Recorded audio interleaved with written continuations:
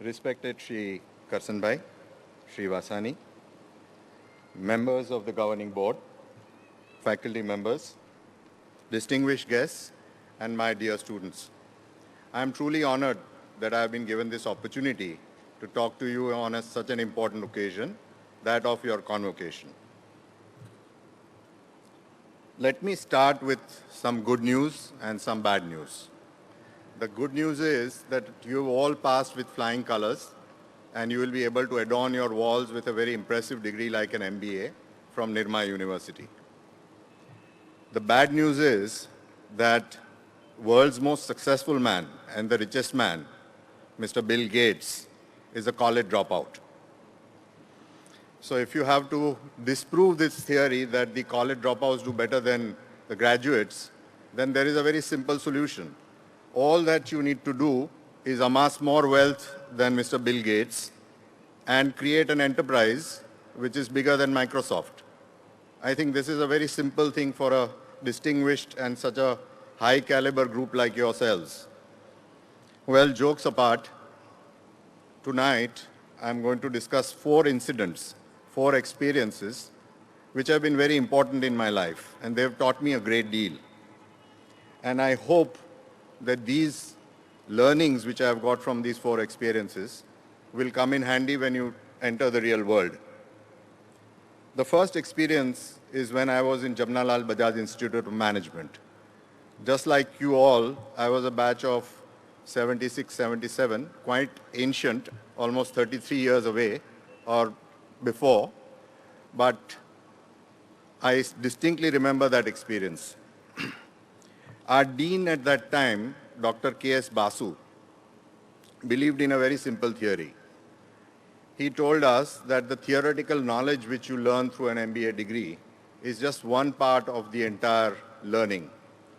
The major learning is that you need to be pressed against impossible tasks, and you have to learn as to what is your endurance limit and can you go beyond that endurance limit. So what he had done for all of us was that we used to start our classes at 9 o'clock in the morning, and our classes lasted till 7 o'clock in the evening. And then, as you would all know, that then there would be case studies, there would be projects, and there would be coursework, which you have to complete at home, which was almost adding up to 5 to 6 hours every day. So we, for 6 days in a week, used to work from 9 o'clock in the morning till 7 o'clock in the institute. And then we used to spend 4 to 5 hours of our waking time in doing all the coursework. And on Sundays, we had to get together with our group, project group, to work on our projects. So it was a grueling kind of a schedule, and that really tested our endurance. This was the biggest learning. I think the theoretical learning, all of you are 91 percentile and above. I don't think it requires a rocket science to understand MBA course. At best, it is an indexing course. So it is quite easy for all of you and for many of us. But what you need to learn is that when you are driven against impossible targets, are you able to rise for that occasion? And are you able to go beyond your human and mental limits? So the first year went without much problems. I did pretty well. I was amongst the first 10 students in the class, so I had nothing to worry about. But for the finals, as the finals came, I developed pilonidal sinus. It's a very big abscess at the end of the vertebrae. And the doctors told me that you have to be operated. There is no alternative. There is nothing you can do. You have to be operated immediately. Otherwise, the whole illness can become very serious. So my exams were just a week away. So I requested my parents to go and talk to Dr. K.S. Basu and request him that when I have done so well during the entire year, I could possibly be condoned from the exams, or my exams can be deferred and given on a later date. When my parents went and met Dr. K.S. Basu, he said that, Mr. Lalbhai, why should we make exceptions for your son? In real life, you will never get a second chance. If you have a difficult situation, you have to face it. The difficult situations are not going to be deferred for you. So my father said, but sir, this is a very unusual situation. You have been doing continuous evaluation of students, so why can't you pardon him from these exams? He's saying nothing doing. During the independence movement, have you not lost 1 year of your life whilst fighting for India's independence? So my father said, yes, I did lose a year, and there is nothing, but it was a very laudable cause. Mr. Basu said that this is equally important. Sanjay has to learn that in life there are no second chances, and if he cannot appear for the exam, then he'll have to repeat a year. So here I was faced against a very difficult situation that I was operated.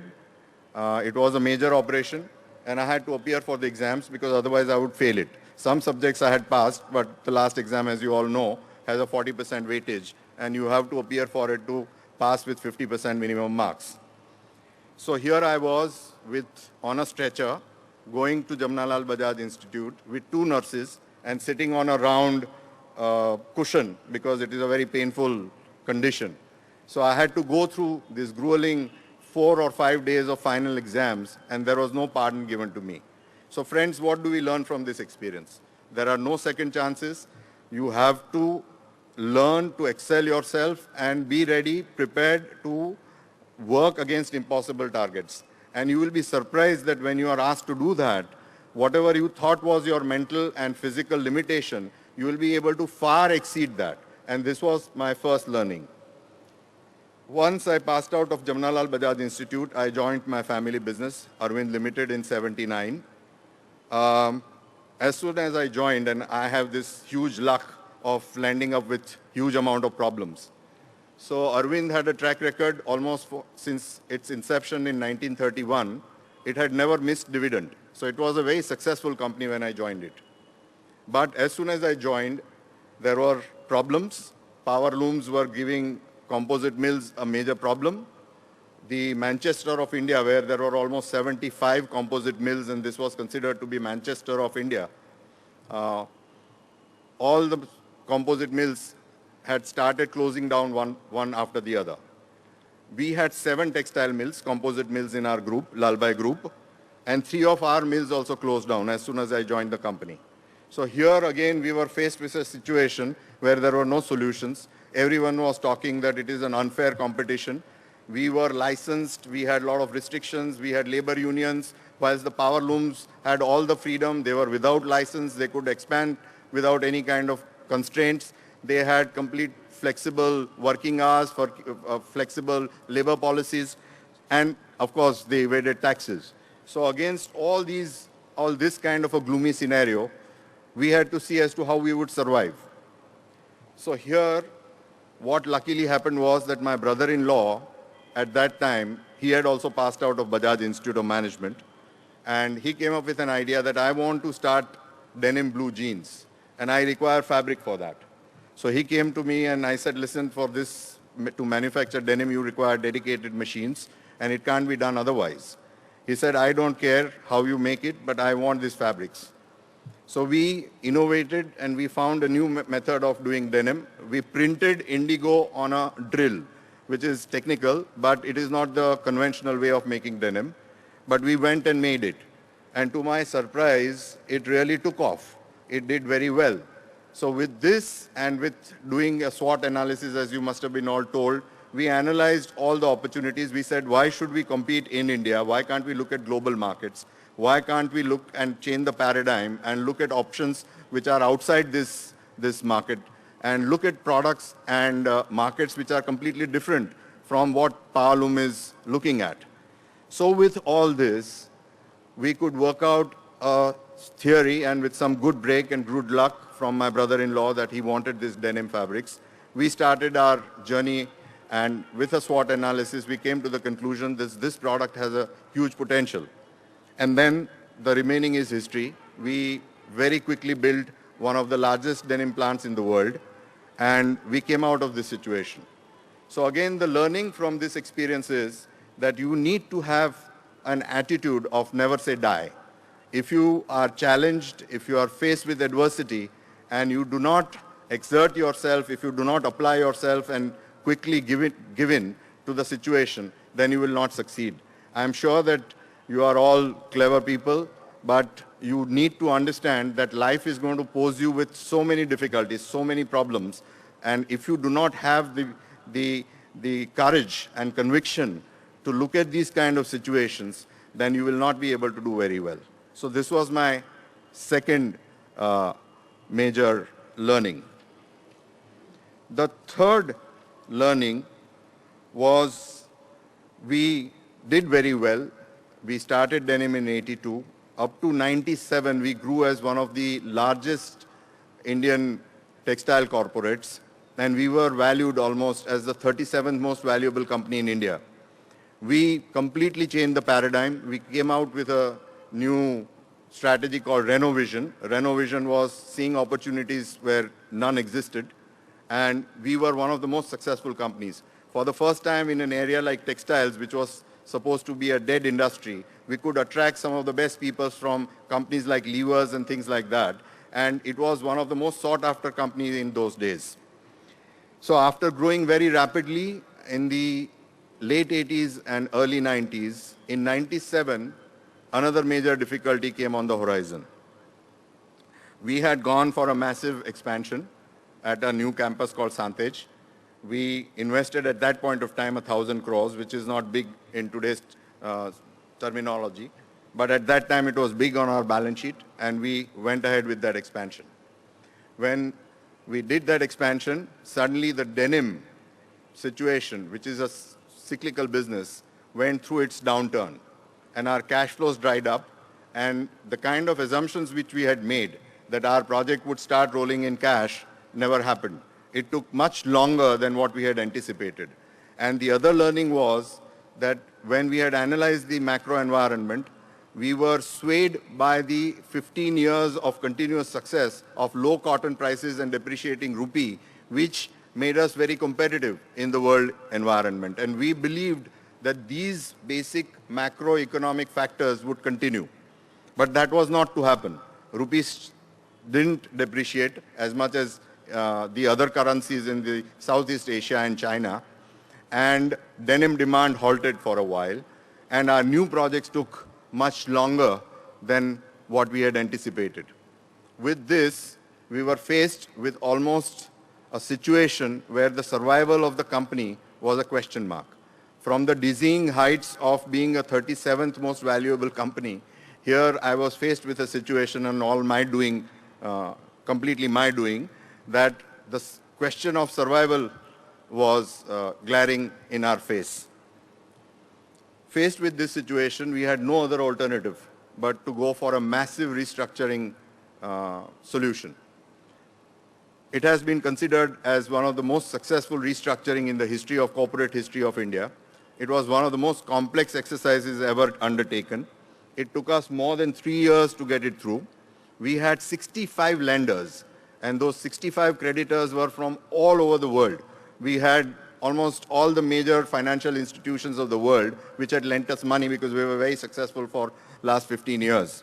So here we were faced with people from all over the world, from Germans to Americans to French to Englishmen to Indian bankers, who were all gunning for us and were all our adversaries. And we had to convince almost 65 lenders that why we should be given a second chance and why should they give us why should they restructure us.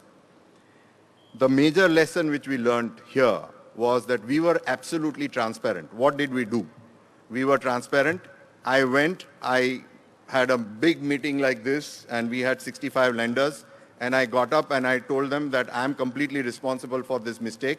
We completely owned up the mistakes which we had made. I explained to them that what assumptions had gone wrong, and we owned up the responsibility.